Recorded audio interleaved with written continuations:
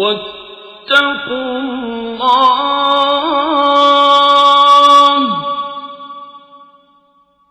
إن الله شديد العقاب.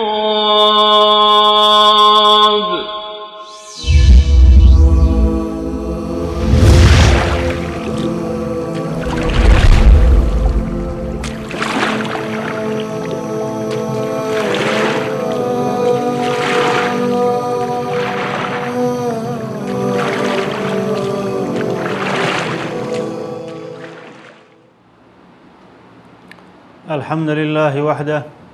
والصلاة والسلام على من لا نبي بعده وعلى آله وصحبه اجمعین. دوستان نهایت گرامی، بینندگان عزیز، سلام الله علیکم و رحمته و برکاته. در قسمت گذشته این برنامه احکام فقهی در پرتوی احادیث نبوی خدمت شما دوستان عزیز احادیث گهرباری رسول اکرم صلی الله علیه و سلم را که بیان کننده این بود که بهترین اعمال از جمله افضلترین و برترین اعمال این است که انسان نمازهای پنجگانه خود را در اول وقت انجام بدهد و الا اینکه استثناء آمده در نماز عشا که تأخیر آن افضل و بهتر است و همچنین نماز پیشین در ایام شدت گرمی بهتر و افضل است که انسان او را تأخیر بکنه، اما دیگر نمازها خواندنش در اول وقت افضل و بهتر و برتر است. این احکام را در روشنایی احادیث رسول اکرم صلی الله علیه و سلم در قسمت گذشته این برنامه خدمت شما تقدیم کردم و این قسمت برنامه ما هم تعلق میگیره به اوقات نماز و در اول احادیث را خدمت شما تقدیم میکنم که رسول اکرم صلی الله علیه و سلم از خواندن نماز نفلی در بعضی از اوقاتها نهی کرده که او را در کتابهای فقه به نام الاوقات المنهیه یاد میکنن، وقتهایی که در آن وقتها خواندن نماز منع است، جایز نیست که انسان در او وقتها نمازهای نفلی را انجام بدهد. از آن جمله حدیث است که حضرت ابو سعید خدری رضی الله عنه روایت میکنه که پیغمبر صلی الله علیه و سلم که ایشان فرمودند که سمعت رسول الله صلی الله علیه و سلم یقول، ما از رسول اکرم صلی الله علیه و سلم شنیدم که حضرت رسول اکرم صلی الله علیه و سلم فرمودند لا صلاة بعد الصبح حتی تطلع الشمس، نماز خواندن نماز نفلی را انجام دادن، لا صلاة در اینجا مقصود نماز نفلی است، چون احادیث دیگری نماز فرضی را استثناء میکنن. انجام دادن نماز نفلی، خواندن نماز نفلی بعد از صبح جواز نداره، درست نیست. حتی چه وقت؟ حتی تطلع الشمس، تا که آفتاب طلوع کنه. بعد از صبح معنایش است که بعد از نماز صبح، چون بعد از صلات صبح، چون در روایت دیگری آمده در صحیح مسلم لا صلاة بعد صلاة الفجر، نماز خواندن درست نیست بعد از انجام دادن فرض فجر حتی تطلع الشمس، تا که آفتاب طلوع کنه. ولا صلاة بعد العصر حتی تغیب الشمس، و همچنین خواندن نماز نفلی بعد از نماز عصر درست نیست تا که آفتاب غروب بکنه. این حدیث هم حدیث متفق علیه است، حدیثی است که امام بخاری و امام مسلم او را روایت میکنن و حدیث صحیح است و این حدیث دلالت به این میکند که خواندن نماز بعد از نماز فجر، بعد از داخل شدن فجر صبح صادق درست نیست، مگر اینکه 2 رکعت نماز صبح که در حدیثی که اصحاب سنن روایت میکنه لا صلاة بعد طلوع الفجر الا رکعتي الفجر، که بعد از طلوع فجر، بعد از اینکه صبح صادق طلوع میکنه دیگر نماز خواندن درست نیست مگر 2 رکعت صبح، 2 رکعت سنت صبح. این حدیث دلالت به این میکنه که خواندن نماز بعد از طلوع فجر، بعد از طلوع صبح صادق درست نیست. نمازهای نفلی غیر از 2 رکعت نماز سنت صبح که بعد از او باز فرض خوانده میشه و تا که آفتاب طلوع میکنه دیگه باید سنت خوانده نشود. و همچنین بعد از نماز عصر، در اینجا بعد العصری مراد بعد از نماز عصر است. وقتی که تو نماز عصر میخونی بعد از اون دیگه خواندن نفل جواز نداره تا که آفتاب غروب میکنه. اما ای که وقتی که عصر داخل میشه، وقتی عصر داخل میشه و تا هنوز نماز عصر را نخواندی، قبل از او اگر نفل میخونی اشکالی نداره، چون وقتی که نماز عصر داخل میشه در مسجد داخل میشه تحیت المسجد میخونی اشکال نداره، یا قبل از او دیگه نوافل میخونی اشکال نداره تا اینکه فرض عصر را بخونی و بعد از او که فرض عصر را خواندی بعد از او دیگر انجام دادن نماز نفلی درست نیست تا که آفتاب غروب بکنه. و همچنین حدیث دیگری از صحابی جلیل قدر عقبه بن عامر روایت شده که پیغمبر صلی الله علیه و سلم فرمودن که ایشان فرمودن عقبه بن عامر صحابی جلیل قدر 3 ساعات كان رسول الله صلى الله عليه وسلم ينهانا أن نصلي فيهن أو نقبر فيهن موتانا حين تطلع الشمس بازغة حتى ترتفع وحين يقوم قائمة الظهر حتى تزول الشمس وحين تتضيف الشمس للغروب. صحابي جلیل القدر عقبة بن عامر جهنی راوی حدیث است و عقبة بن عامر از اهل مدینه، از انصار مدینه بود. بعد از اینکه پیغمبر صلی الله علیه و سلم به مدینه منوره هجرت کردند ایشان ایمان آوردن و پیغمبر صلی الله علیه و سلم بیعت کردند و ایشان زمامدار شتر پیغمبر صلی الله علیه و سلم بودند. هر جایی که پیغمبر صلی الله علیه و سلم تشریف می بردن بر بالای شتر سوار می بودن، ایشان زمامدار شتری از آنها می بودن و ریسمان شتری رسول اکرم صلی الله علیه و سلم در دست ایشان می بود و از جمله قرای صحابه بودن و از جمله فقهای صحابه بودن و همچنین شاعر هم بودن و در فصاحت زبان بیشتر داشتند و در زمان پیغمبر صلی الله علیه و سلم در غزوات شرکت کردند و همچنین در زمان حضرت ابوبکر وقتی که جیوش اسلامی را به طرف شام فرستاد اینها هم ضمن امو جیش اسلامی بودند و در زمان حضرت عمر وقتی که دمشق فتح شد ایشان بشارت فتح دمشق را گرفته به حضرت عمر آوردند و در زمان حضرت معاویه هم در جنگ‌های حضرت معاویه شرکت کردند، از جمله در حصار در محاصره کردن شهر قسطنطنیه که توسط جیش اسلامی محاصره شده بود. در جیش اسلامی حضرت عقبه بن عامر موجود بودند و همچنین در زمان حضرت معاویه یک فتره از زمانی والی مصر هم بودند و در سال 58 هجری در قاهره وفات کردند و در آنجا دفن شدند. این صحابی جلیل القدر عقبه بن عامر جهنی روایت میکنه که پیغمبر صلی الله علیه و سلم از نماز خواندن در 3 وقت و همچنین از دفن کردن مرده هایمان ما را منع کردند. 3 ساعات کان رسول الله صلی الله علیه و سلم ینهانا ان نصلی فیهن. 3 ساعت بود که رسول اکرم صلی الله علیه و سلم در اون 3 ساعت ما را از نماز خواندن منع میکردند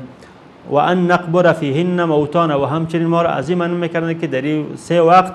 ما مرده های خود را قبر کنیم، چون وقتی که مرده قبر میشه قبل از او باید سر از نماز خوانده شود و نماز خواندن در 3 وقت جواز نداره،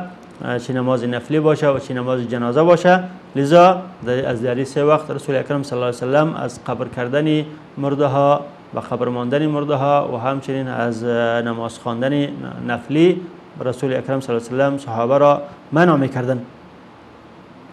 اولش کدام است؟ حين تطلع الشمس بازغة حتى ترتفع. اول است که وقتی که نماز آفتاب طلوع میکنه، وقتی که آفتاب از جهت مشرق به طلوع کردن ظاهر میشه حتی ترتفع تا چه وقت؟ تا که بالا میشه. چقدر بالا شوه؟ این مقداری از این در حدیث دیگری وارد شده. حدیث را هم حضرت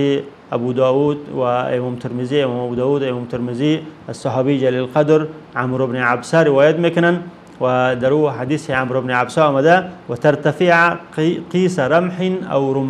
رمحین مقداری و به قدر 1 نیزه یا 2 نیزه بالا شوه، یعنی نیم متر بیشتر آفتاب از آسمان بالا شوه و بعد از او و نماز خواندن درست است که بعد از او وقت اشراق هم شروع میشه.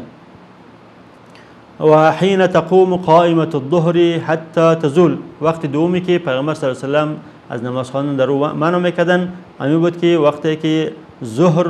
آفتاب در بین آسمان استاد میشه. قائمة الظهر یعنی آفتاب در بین آسمان ظاهر میشه، استاد میشه و در روایت دیگه آمده که یعدل الرمح ظله، وقتی که نیزه سایه نیزه مانندی از او میشه، وقتی که آفتاب در مابین آسمان قرار بگیره سایه هر چیز برابری از او میشه، لذا در او وقت هم نماز خواندن درست نیست. و حین تتضیف الشمس للغروب، وقتی که آفتاب میلان پیدا میکنه برای غروب، وقتی که میلان پیدا میکنه به غروب کردن در جهت مغرب، در او وقت هم انجام دادن نماز نوافل درست نیست. بس این دو حدیث اول 2 وقت را بیان میکنه و حدیث دوم 3 وقت را بیان میکنه که مجموعاً 5 وقت میشه که 2 وقت از او مطول و دراز است که وقت و 3 وقت از او وقت کوتاه و ضیق است که 2 وقت از طلوع فجر از طلوع صبح صادق تا به برآمدن آفتاب و بلند شدن از او مقدار 1 نیزه که در این وقت نماز خواندن نفلی درست نیست. و وقت دوم هم که وقتی که آفتاب رو به طلوع کردن میشه تا که مقدار 1 نیزه بالا شود، و وقت سوم هم وقتی که آفتاب در مابین آسمان قرار میگیره، و وقت چهارم هم بعد از انجام دادن نماز عصر تا وقت غروب، وقت پنجم هم وقتی که آفتاب به غروب کردن میرسه تا اینکه غروب کنه و وقت مغرب داخل شود. این اوقات 5گانه علما میگن که 2 وقت از این وقت 3 وقت از این وقت مغلظه است که وقت برآمدن آفتاب و وقت غروب کردن آفتاب، و همچنین وقتی که آفتاب در وسط آسمان قرار میگیره. این 3 وقتی که در حدیث عقبه بن عامر بیان شده، این 3 وقت را اوقات کراهیت مغلظه گفته میشه. در این 3 وقت به هیچ صورت نماز نفل خواندن درست نیست. و اما 2 وقت دیگه که وقت مطول است، وقت دراز است، در اونجا علما اختلاف نظر دارند در نوافلی که ذوات الاسباب است، نوافلی که یعنی به خاطر یک چیزی رخ میدهد، آیا درست است یا نیست، که ما اختلاف علما را ان شاء الله بیان میکنیم. به هر حال این 2 حدیث دلالت به این میکنه که نماز خواندن نفل خواندن در اوقات 5گانه درست نیست. و علت از که چرا درست نیست، این علت هم در حدیث عمرو بن عبسه که گفتم این حدیث را هم ابو داود و امام نسائی روایت میکنه، بیان شده پیغمبر صلی الله علیه و سلم فرمودند که نماز خواندن در وقت برآمدن آفتاب خاطر از درست نیست که آفتاب وقتی که طلوع میکنه، طلوع در بین 2 شاخ شیطان میکنه و این وقت که کفار در این وقت سجده میکنن برای آفتاب، و لذا خواندن نماز در این وقت درست نیست چون وقت عبادت کفار است. و همچنین وقت غروب هم عین شکل وقتی که آفتاب غروب میکنه در بین 2 شاخ شیطان غروب میکنه، و عباد شیطان عباد شمس، کسانی که شمس را عبادت میکنن، کسانی که شیطان را عبادت میکنن، در این وقت اونا نماز میخوانن و لذا وقت عبادتی از اوناست. مسلمانان باید در این وقت نماز نخوانن. و همچنین وقتی که آفتاب در وسط قرار میگیره، وقتی قبل از زوال، وقت را هم پیغمبر صلی الله علیه و آله گفتن که وقتی تسجر جهنم، از وقتی که جهنم به حالت تنفس و به حالت جوش در می آید، لذا در این وقت هم انجام دادن نماز نفلی درست نیست. و این نمازها را گفتم که علما میگن که مراد از این نمازهای نفلی است و این نمازهای فرضی را شامل نمیشه، و نمازهای فرضی را احادیث دیگری از این استثناء میکنه، چون در حدیثی است که پیغمبر صلی الله علیه و سلم فرمودند من نام عن صلاته او نسیها فوقتها حين یذکرها، وقتی که کسی که از نماز خواب میشه یادش میره، وقتی از او امو وقتی که او به یادش میآید. یک شخصی خدا ناخواسته در نماز عصر خواب میشه، قبل از اینکه آفتاب غروب کنه بیدار میشه، در وقت غروب آفتاب بیدار میشه، باید در اون وقت نماز خود را بخونه، نماز عصر خود را. شخصی در نماز صبح خوابش میبره، در وقت طلوع آفتاب بیدار میشه، ضرور نیست که منتظر بمانه که تا که آفتاب طلوع بکنه و به اندازه 1 تیر بالا شود، به اندازه نیم متر بالا شود، بلکه وضو میکنه، نماز پیشین خود، نماز فجر خود را در این وقت انجام میده. و همچنین حدیث دیگری آمده که من ادرک رکعتا قبل طلوع الشمس و كذلك من ادرک رکعتا قبل غروبها فقد ادرک الفجر والعصر، کسی که 1 رکعت را قبل از طلوع فجر درک میکنه یا قبل از غروب آفتاب یک رکعتی از نماز عصر را درک میکنه، اون نماز را درک کرده باید نماز را بخونه. پس خواندن نماز فجر در وقتی که بر انسان خواب میره یا وقتی که زیق میشه و قبل از وقت غروب آفتاب یک رکعت را در میکنه، به ایمان که نماز درک کرده و باید نماز خود را بخونه. و همچنین نماز عصر به عین شکل. و این حدیث شامل نماز فرضی نمیشه بلکه شامل نمازهای نفلی است که در این 3 وقت و همچنین 2 وقت دیگه نماز خواندن انجام دادن نمازهای نفلی درست نیست. و در مورد از دوستان عزیز که بعضی احادیث دیگری آمده، حدیث دیگری از حضرت عایشه صدیقه رضی الله عنها روایت شده است و حدیث هم در صحیح بخاری است که پیغمبر صلی الله علیه وسلم همیشه 2 رکعت نماز را بعد از نماز عصر انجام میدادند. در صحیح بخاری از حضرت عایشه صدیقه رضی الله عنها روایت شده که ایشان فرمودند ما ترک السجدتین بعد العصر عندي قط. رسول اکرم صلی الله علیه وسلم هیچگاه 2 رکعت نماز را بعد از نماز عصر در خانه ما ترک نمی‌کردند، همیشه 2 رکعت نماز بعد از نماز عصر انجام میدادند. این حدیث در ظاهر معارض است با احادیثی که دو نماز خواندن نفلی منع آمده، چون احادیثی که ما قبلا خدمتتون تقدیم کردم منع آمده از انجام دادن نماز نفلی بعد از نماز عصر و همچنین بعد از نماز فجر و در وقت غروب آفتاب و طلوع آفتاب و در وقتی که آفتاب در وسط آسمان قرار میگیره و این حدیث در ظاهر معارض به او حدیث است. لذا علما از این حدیث از حدیث حضرت عایشه صدیقه رضی الله عنها 2 جواب دادن. جواب اول این بوده که پیغمبر صلی الله علیه و سلم روزی از روزها 2 رکعت نماز پیشین را سنت پیشین را نخوانده بودند و بعد از او این 2 رکعت نماز را بعد از نماز عصر قضایی از او را خواندند و به می کار خود استمرار دادند، چون پیغمبر صلی الله علیه و سلم هر کاری که انجام میدادند خوش داشتن که همون کار خود را استمرار بدهند. و چون در از ام سلمه رضی الله عنها روایت شده است که امام احمد روایت میکنه که ایشان فرمودند صلی رسول الله صلی الله علیه و سلم العصر ثم دخل بیتی فصلى رکعتین، که رسول اکرم صلی الله علیه و سلم عصر را در نماز جماعت خواندند، بعد از او در حجره ما تشریف آوردند و 2 رکعت نماز دیگه هم خواندند. فسألته فسألته ما از 2 رکعت نماز از پیامبر پرسیدم، چون 2 رکعت نماز در وقتی بود که وقت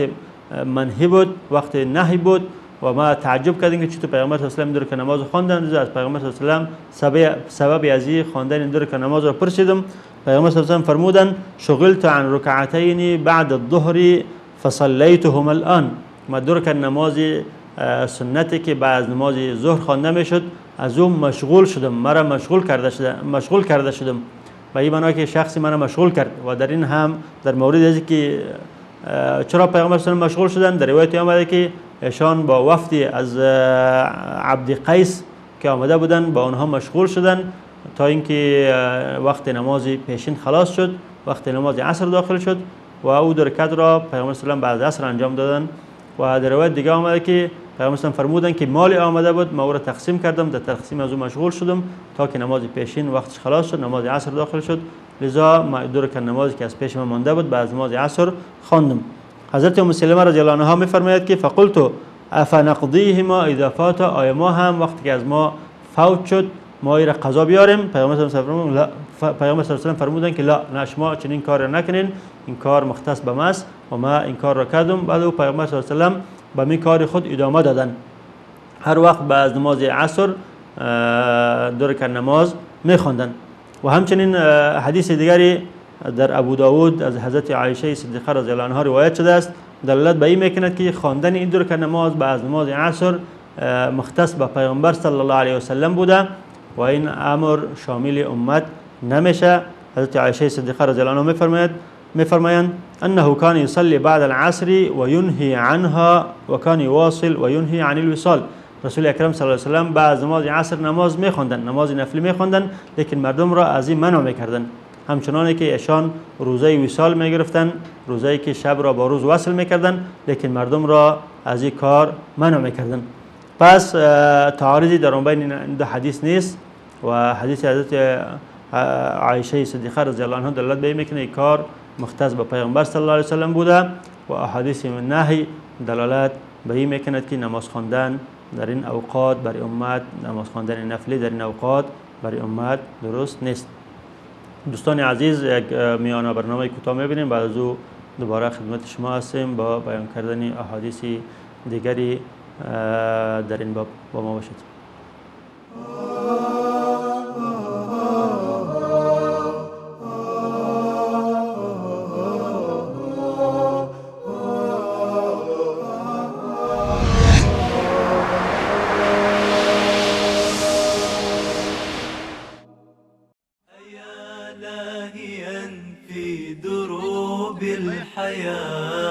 تسير الخطى في دجى الحيرة وتقضي الزمان بغير اعتبار رويدك أبصر من الغفلة ولا تاك يوما مع السادرين وتحيا بعيدا عن السنة. بچه ها نماز، بچه ها نماز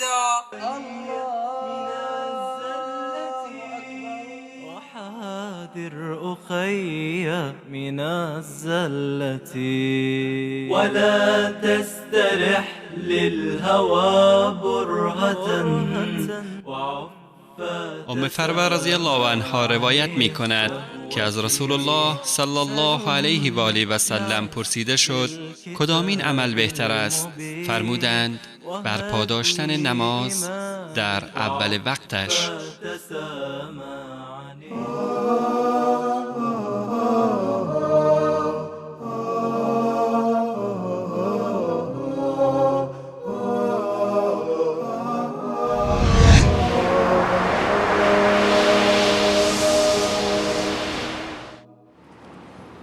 بسم الله والصلاة والسلام علی رسول الله و علی آله و صحبه و من والاه. دوستان عزیز، در قسمت اول خدمت شما احادیث را عرض کردم که رسول اکرم صلی الله علیه و سلم از نماز خواندن در 5 وقت نهی کردند که او بعد از نماز صبح است یا بعد از طلوع صبح صادق تا خواندن نماز صبح و همچنین در وقت طلوع آفتاب و همچنین در وقتی که آفتاب در وسط آسمان قرار میگیره و همچنین در وقت غروب آفتاب و همچنین بعد خواندن نماز عصر تا قبل از غروب. این اوقات نهی است و گفتم که علما میگن که مراد از خواندن نماز در این اوقات نمازهای نفلی است و شامل فرض نمیشه. باقی میمونه بعضی نمازهایی که علما او را به نام صلات ذوات الاسباب یاد میکنن، نمازهایی که بر روی علت واقع میشه، مثلا نماز استسقا، نماز خسوف، نماز کسوف، نماز جنازه، نماز تحیت المسجد، نماز 2 رکعت طواف. این نمازهایی است که روی سبب خوانده میشه. آیا نهی شامل این نمازها میشه یا نمیشه؟ در اینجا جمهور علما، اکثریت علما رأیشان است که نهی عام است، شامل همه نمازهای نفلی میشه، چه نمازهای نفلی عادی بوده باشه و چه نمازهای نفلی که با سبب بوده باشه، چه جنازه بوده باشه، چه تحیت المسجد بوده باشه و چه نماز خسوف و کسوف. اینا همه شامل میشه. خواندن این نمازها به شکل عام در این اوقات منهی درست نیست و به خاطر احادیثی که از پیغمبر رسول اکرم، احادیثی که به شکل عام از پیغمبر صلی الله علیه و آله آمده.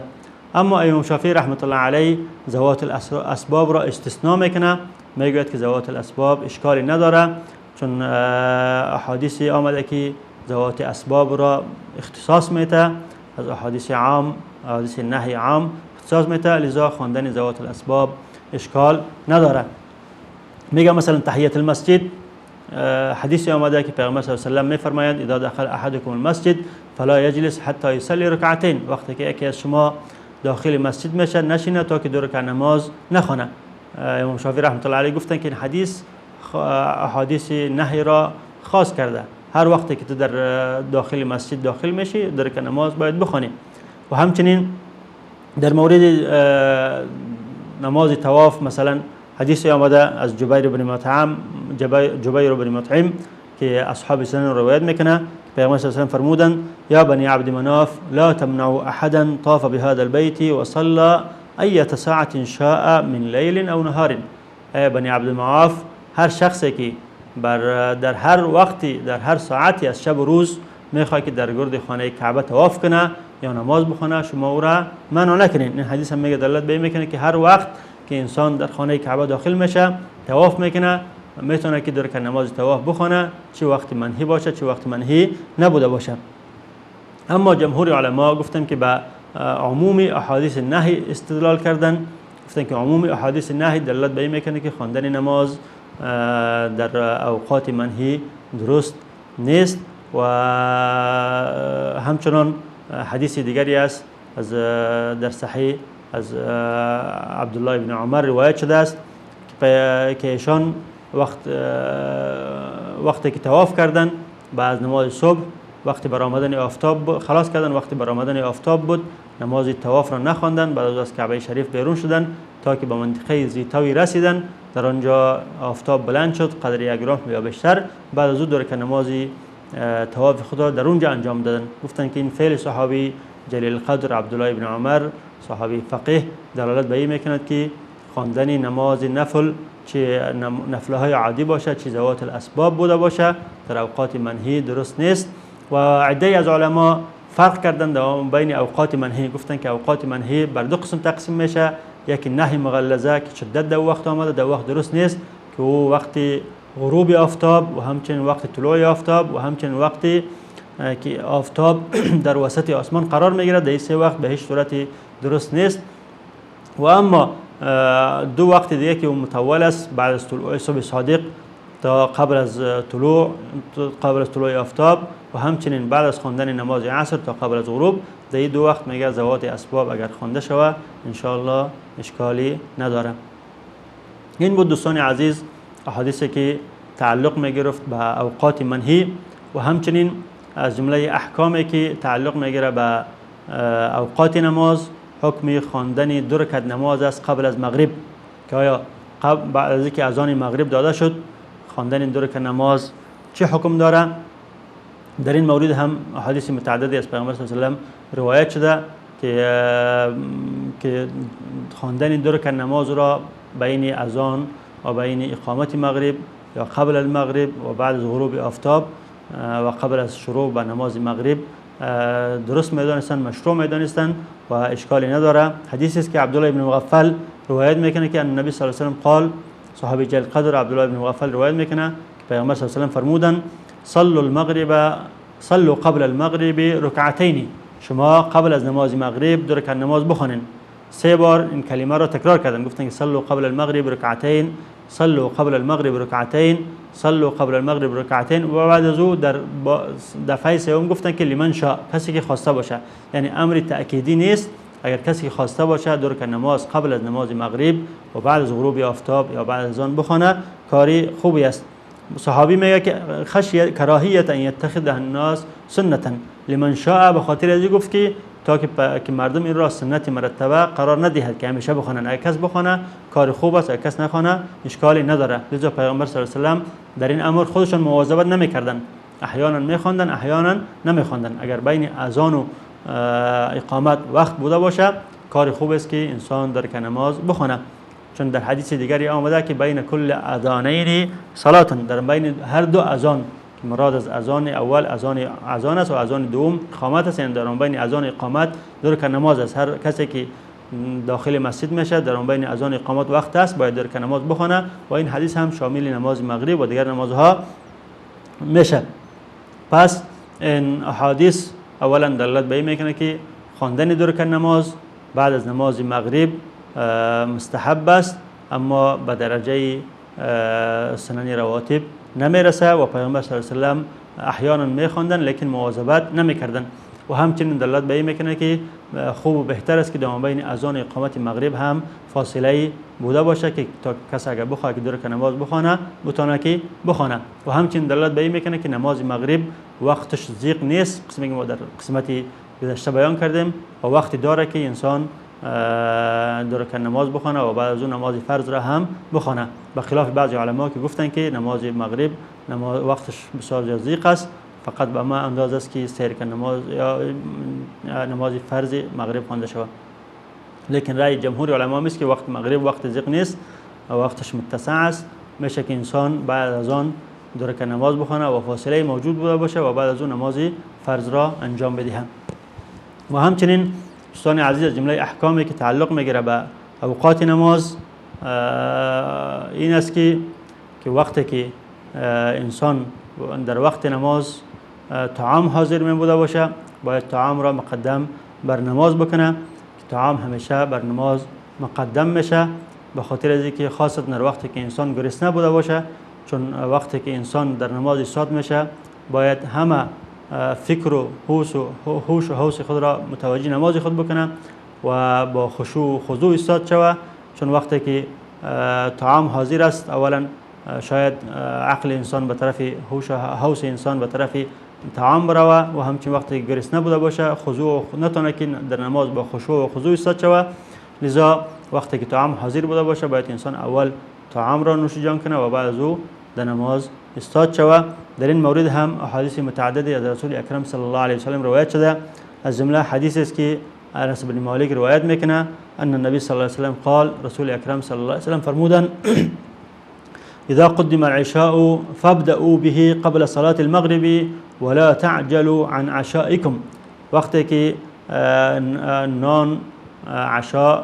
با فتح عین نانی را گفته میشه که در طرف شب خورده میشه، وقتی که عشای شما، نان شب شما، شام شما مقدم میشه، برای شما آورده میشه، فابدأوا به، شما شروع به خوردن نان بکنین قبل صلاة المغرب، پیش از نماز مغرب. چون عادت بود که بعد نماز مغرب نماز نان میخوردن. اگر حالت یک قسم واقع شود که قبل از مغرب نان شما تیار شود، شما اول نان را بخورید. ولا تعجلوا عن عشائكم، شما بر عشای خود عجله نکنین، یعنی با آرامی نان خود را بخورید و بعد از او نماز شام خود را بخوانید. این حدیث را امام بخاری و امام احمد رحمهم الله روایت میکنند. و همچنین حدیث دیگری از حضرت عایشه صدیقه رضی الله عنها روایت شده است. پیامبر صلی الله علیه و سلم فرمودند اذا اقیمت الصلاة وحضر العشاء فابدأوا بالعشاء. هنگامی که نماز اقامت گفته میشه، چه نماز شام بوده باشه و چه نماز خفتن بوده باشه و شام شما حاضر است، نان شب شما حاضر است، فابدأوا بالعشاء، شما شروع به شام و نان شب بکنید قبل از عشاء، قبل از نماز خفتن. این حدیث را هم امام بخاری روایت میکنه و این حدیث هم دلالت به این میکنه که نماز